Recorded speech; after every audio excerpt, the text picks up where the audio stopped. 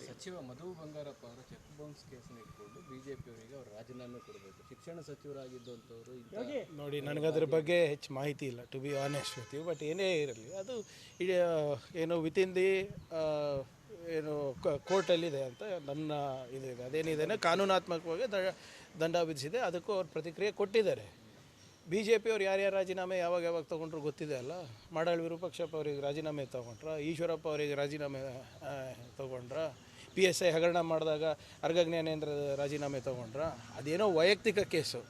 ಇಲ್ಲಿ ಸಾರ್ವಜನಿಕರು ದುಡ್ಡು ಲೂಟಿ ಆಯ್ತಲ್ಲ, ಲಕ್ಷಾಂತರ ಜನ ಯುವಕರ ಭವಿಷ್ಯ ಹಾಳು ಮಾಡಿದ್ರಲ್ಲ, ಅವಾಗ ಯಾಕಪ್ಪ ಅವಾಗೆಲ್ಲ ಹೋಗಿತ್ತು ಇವ್ರದ್ದೆಲ್ಲ ನೈತಿಕತೆ? ಆಯಿತು, ಅಷ್ಟೇ ನೈತಿಕತೆ ಇದ್ದರೆ ಅವರ MLA ಅವರೇ ಹೇಳ್ತಾ ಇದ್ದಾರಲ್ಲ, 40,000 ಕೋಟಿ ರೂಪಾಯಿ ಭ್ರಷ್ಟಾಚಾರ ಕರೋನಾನಲ್ಲಿ ತಮ್ಮ ಆಡಳಿತದಲ್ಲಿ ಆಗಿದೆ, ಯಡಿಯೂರಪ್ಪ ಅವರ ಕಾಲದಲ್ಲಿ ಆಗಿದೆ ಅಂತ. ಮತ್ತು ವಿಜೇಂದ್ರ ಅವರು ರಾಜೀನಾಮೆ ಕೊಡಲಿ, ರಾಜೀನಾಮೆ ಕೊಟ್ಟು ಅದು ಸುಳ್ಳು ಅಂತ ಹೇಳಲಿ.